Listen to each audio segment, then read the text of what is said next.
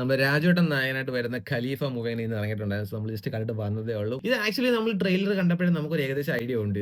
Gold smuggling അങ്ങനെയുള്ള കുറെ കാര്യങ്ങളൊക്കെയാണ് നമ്മുടെ രാജുവേട്ടന്റെ ഗ്രാൻഡ് ഫാദർ ആയിട്ടാണ് നമ്മുടെ ലാലേട്ടൻ വരുന്നത്.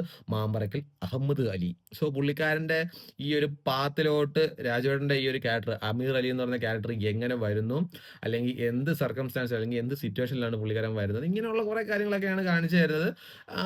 ഇതൊരു എന്താ പറയാ നല്ലൊരു ഇടിപ്പടമാണോ എന്ന് വെച്ചാൽ നല്ലൊരു ഇടിപ്പടമാണ്. അതിന്റെ ഇടയ്ക്കൂടെ ഈ പറഞ്ഞ പോലെ ഫാമിലി ഇമോഷൻസും കുറെ കാര്യങ്ങളൊക്കെ കൊണ്ടുവന്ന് എല്ലാം കൂടെ ഒരു നൈസ് ഒരു പടമാണ്. ഒരു ഫ്ലാറ്റ് റേഷ്യോ പടമാണ് ബേസിക്കലി പറയുവാന്നുണ്ടെങ്കിൽ. അത് പൃഥ്വിരാജിന്റെ ഫൈറ്റ് സീൻ ആയിക്കോട്ടെ, അങ്ങനെയുള്ള എല്ലാ കിടുക്കൻ സാധനങ്ങളും. പിന്നെ അതുപോലെ ഞാൻ പറഞ്ഞു നമ്മുടെ ലാലേട്ടനെ ലാസ്റ്റിലാണ് കാണിക്കുന്നത്. അത് കിടുക്കൻ ഒരു സ്വാഗോട് കൂടി കിട്ടും കുറച്ച് ഫ്രെയിമോട് കൂടിയാണ് കാണിക്കുന്നത്.